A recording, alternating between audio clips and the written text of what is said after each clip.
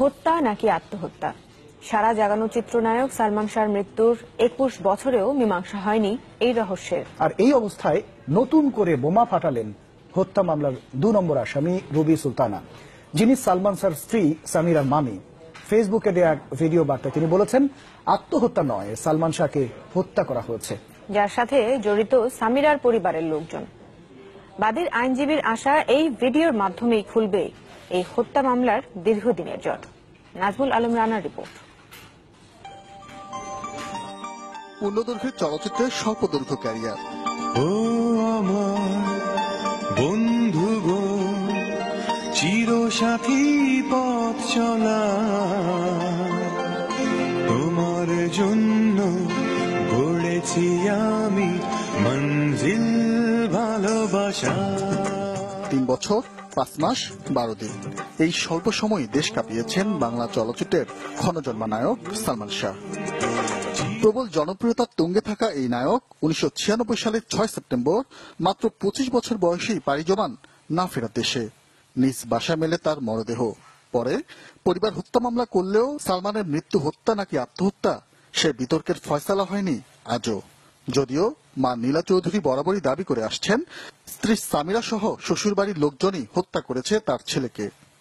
আমি নিঃস্ব, আমি সব শেষ হয়ে গেছে আমার, কিন্তু আমার জানার অধিকার আছে। আমি শেষ পর্যন্ত, আমি তো যতদিন বেঁচে থাকবো আমি বিচারের চাবি চেয়ে যাব। আমি প্রয়োজন হলে আমি বিদেশে আন্তর্জাতিক আদালতে আমি যাব।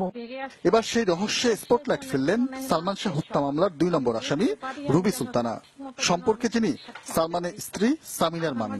নিজের ফেসবুক পেজে এক ভিডিও বার্তায় তিনি বলেন, আত্মহত্যা নয়, হত্যা করা হয়েছে সালমান শাহকে, যার সাথে জড়িত সামিরার পরিবারের লোকজনই।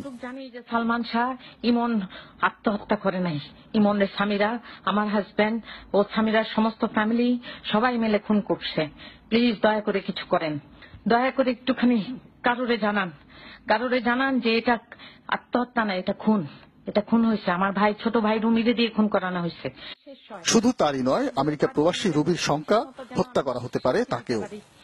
আপনি আমার জন্য দোয়া করেন, আমার খুন করার চেষ্টা করা হচ্ছে, দয়া করে আমার জন্য দোয়া করেন, আমি ভালো নাই। এ নিয়ে প্রতিক্রিয়ায় সালমানের মামা বলেন, রুবি এই হত্যাকাণ্ডের অন্যতম আসামি, তাই তিনি যা বলছেন সেটাই সত্য। উনি হচ্ছেন সামিরার মামি, আমাদের কেসের আসামি। উনি নিজে আজকে সব বক্তব্য সবার নাম বলে দিয়েছেন। ওনার হাজবেন্ডের নাম জং চ্যাং, 27 নম্বর রোডে ধানমন্ডি সাংহাই রেস্টুরেন্টের মালিক। তারপরে সামিরার কথা কে কে ছিল, কিভাবে মারছে উনি বলে দিছে।